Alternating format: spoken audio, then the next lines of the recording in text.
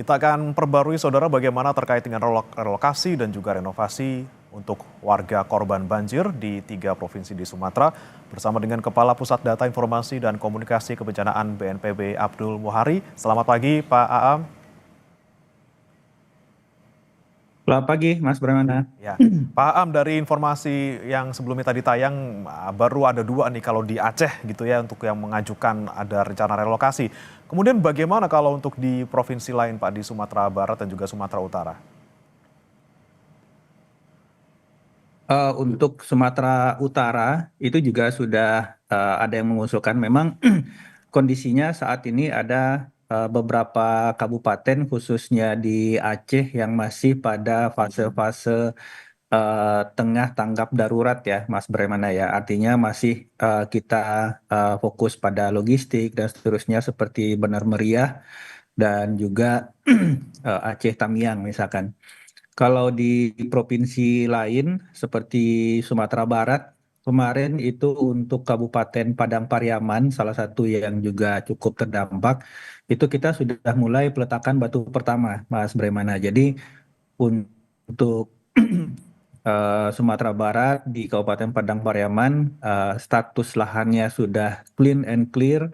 Kemudian dari sisi eh, topografinya dan kesesuaian dengan aspek mitigasi bencananya, karena tentu saja kita tidak mau bencana serupa terjadi di masa depan di lokasi yang baru.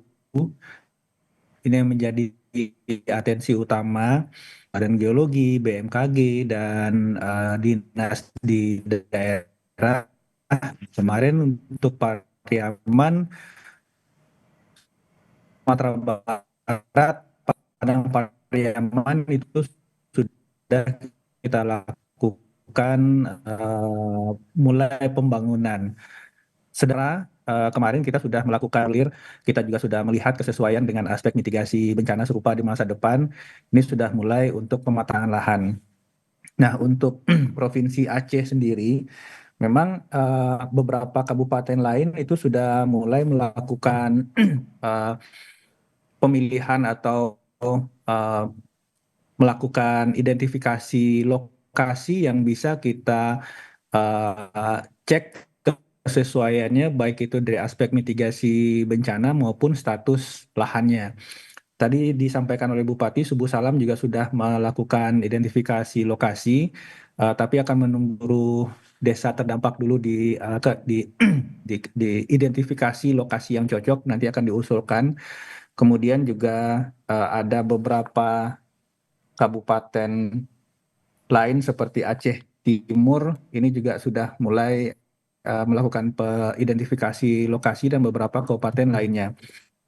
Jadi untuk kabupaten kota yang fase tanggap daruratnya sudah bisa mulai kita uh, masuk kepada fase transisi atau early recovery, ini sudah mulai untuk mengidentifikasi lokasi ini. Di samping uh, upaya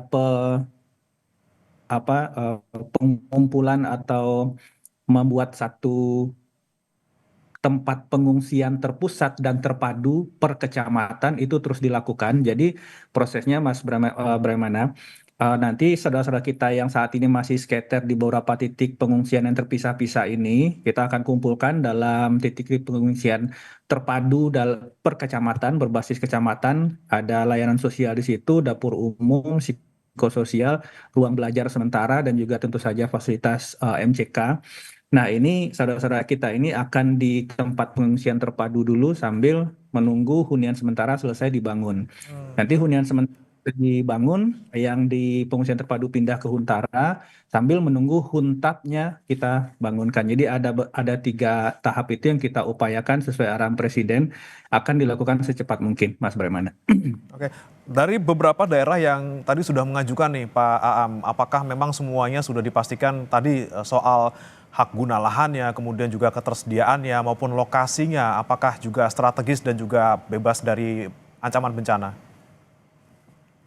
Ya, untuk uh, uh, 2 kabupaten yang sudah kita mulai di 2 provinsi yang berbeda ini, Sumatera Barat dan Sumatera Utara. itu asesmen sudah kita lakukan. Pertama tentu saja kita meminta surat keterangan status lahan dari Bupati. Setelah itu kita konfirmasi dengan Dinas ATR BPN, maka kita lakukan kembali asesmen dari sisi ilmiahnya, dari sisi mitigasi bencananya. Apakah memang ini bisa menjadi kawasan yang relatif atau bisa dipastikan tidak akan mengalami kejadian serupa di masa depan. Meskipun ini sangat-sangat ini ya sangat berbasis pada data saat ini, karena seperti tadi disampaikan bencana hidrometeorologi ini tidak hanya terbatas pada kondisi alam saat ini. Bisa saja kalau bentang lahan di daerah hulu kemudian berubah dalam 5-10 tahun yang akan datang, itu juga harus perlu kita perhatikan karena sebenarnya bencana banjir dan longsor ini tidak lepas dari pengaruh kurangnya daya dukung daya tampung lahan. Tetapi setidaknya pada kondisi saat ini atau daerah tempat hunian sementara yang nantinya juga kita proyeksikan menjadi hunian tetap ini lebih aman dari tempat saudara-saudara kita yang sebelumnya, Mas Bremana. Baik. Targetnya Pak, kalau yang sudah mulai gitu ya, sudah fix gitu ya, udah peletakan batu pertama sampai nanti bisa siap dihuni untuk sementara, ini berapa lama Pak? Kalau untuk Huntara itu ada beberapa tipe, Mas Bremana. Jadi ada satu blok yang berisi 5 rumah. Jadi satu couple blok rumah itu isinya 5. Ulangi, satu blok couple bangunan itu isinya 5 rumah untuk 5 kakak. Nah itu satu blok itu bisa kita selesaikan 2 blok dalam seminggu.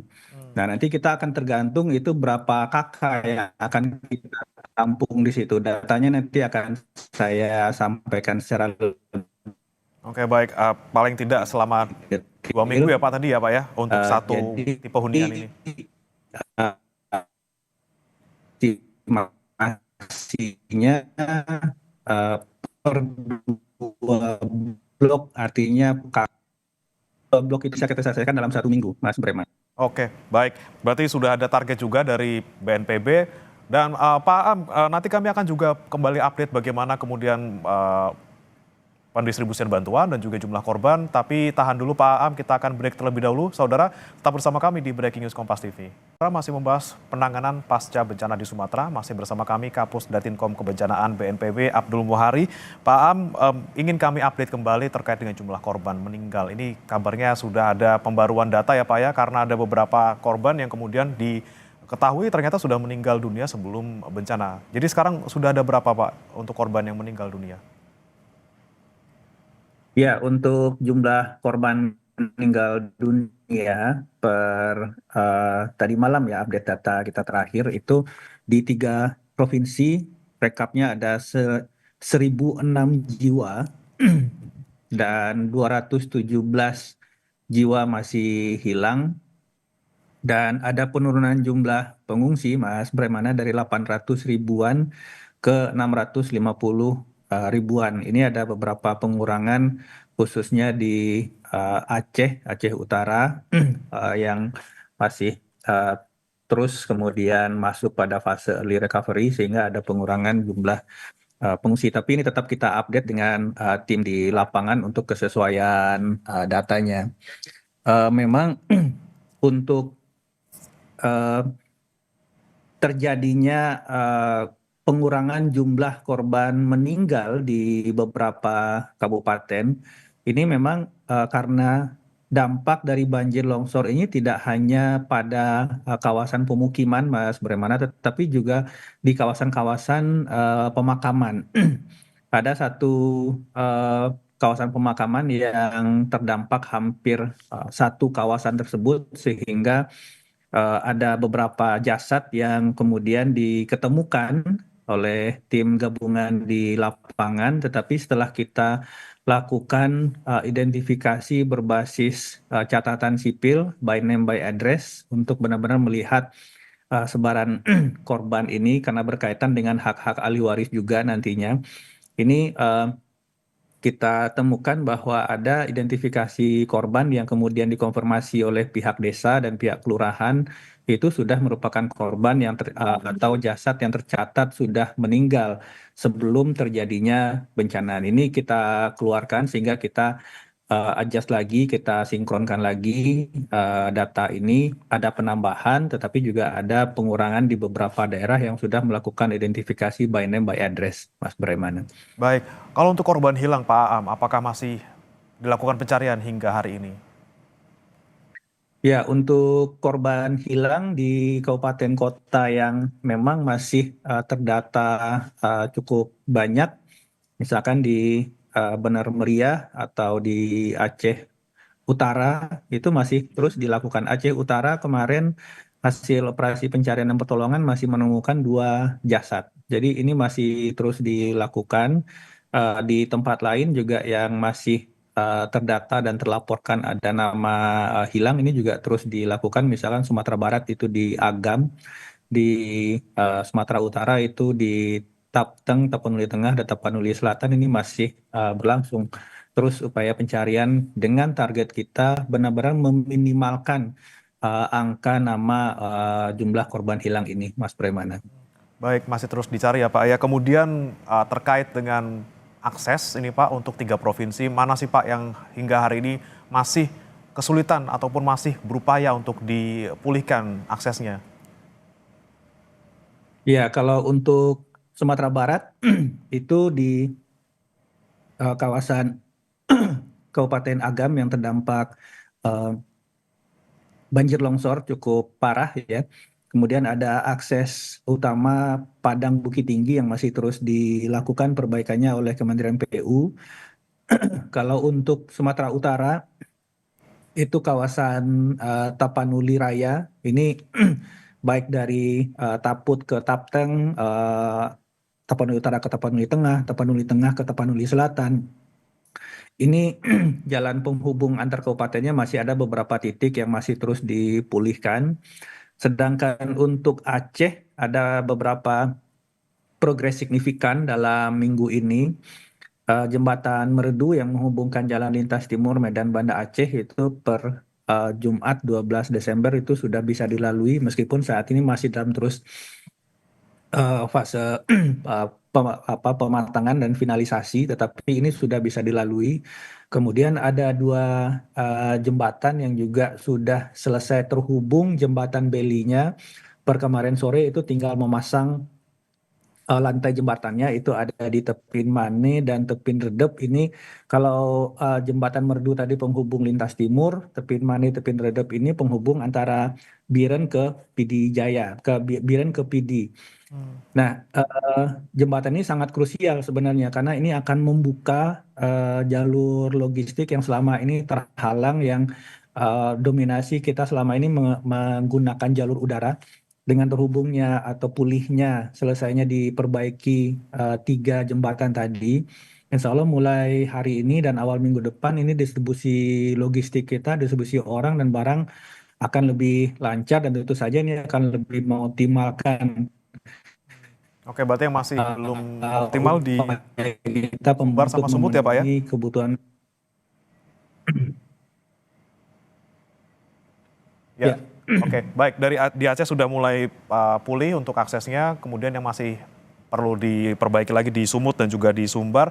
Kemudian Pak Aam untuk akses listrik untuk 3 provinsi ini Pak seperti apa? Sudah berapa persen yang kemudian bisa kembali normal?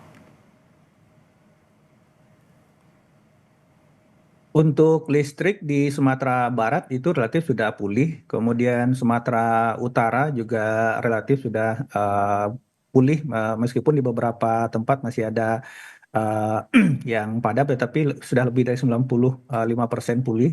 Untuk Aceh ini masih terus berjalan perbaikannya, khususnya di beberapa tempat Aceh Tamiang juga masih terus diupayakan dipercepat revitalisasi atau pemulihan akses listrik.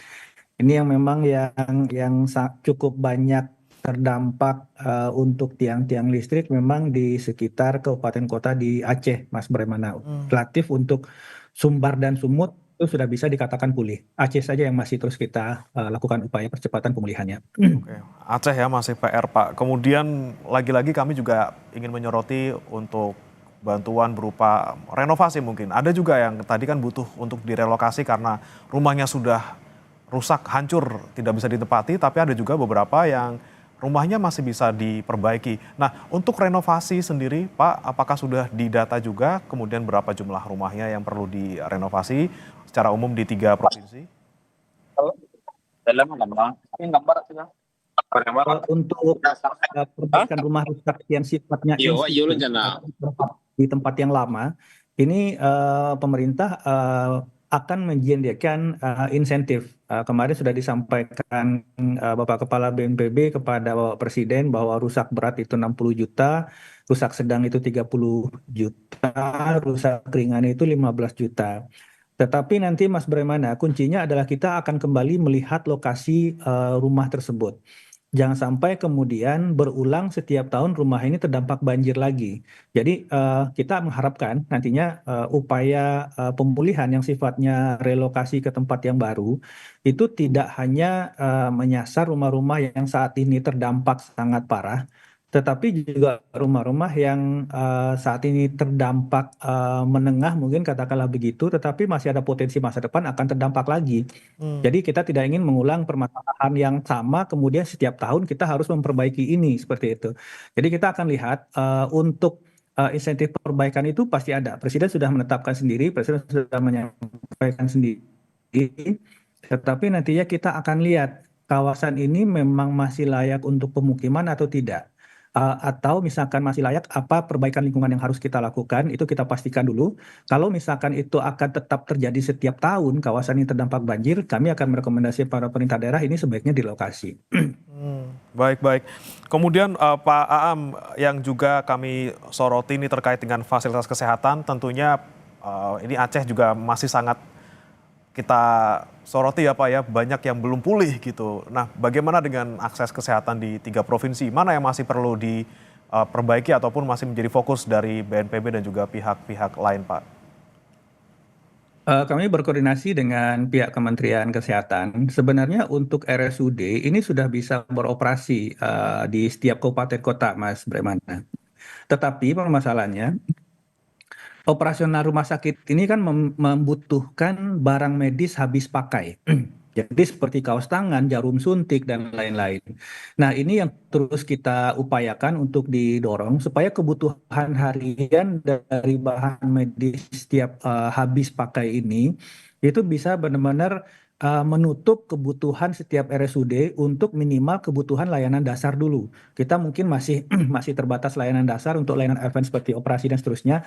Itu mungkin masih terbatas di beberapa rumah sakit umum daerah, tetapi yang untuk layanan dasar ini benar-benar kita upayakan agar kebutuhan-kebutuhan medis harian yang sifatnya habis pakai ini benar-benar bisa kita kirimkan logistiknya. Dan 3 hari yang lalu kami preskon dengan Kepala Dinas Kesehatan Provinsi Aceh. Ini memang yang menjadi perhatian utama supaya kebutuhan bahan medis, barang medis habis pakai ini untuk rumah sakit bisa beroperasi melayani layanan dasar masyarakat itu bisa kita penuhi. Nah, ini jadi posisinya saat ini untuk RSUD-nya sendiri itu udah beroperasi, tetapi yang kita kejar sekarang adalah pengiriman logistik alat-alat bahan medis habis pakainya supaya dokter di sana bisa melakukan layanan-layanan dasar untuk kepada masyarakat, Mas Bremana. Berarti sudah bisa beroperasi semua, namun lagi-lagi yang dibutuhkan fokusnya adalah logistik tadi ya Pak ya, barang-barang medis yang sehari-hari dibutuhkan untuk menangani para warga. Terima kasih Pak Abdul Muhari, Kepala Pusat Data Informasi dan Komunikasi Kebencanaan BNPB, sudah bergabung bersama kami di Breaking News Kompas TV. Selamat pagi Pak Aam. Selamat pagi, Mas Brana. Terima kasih.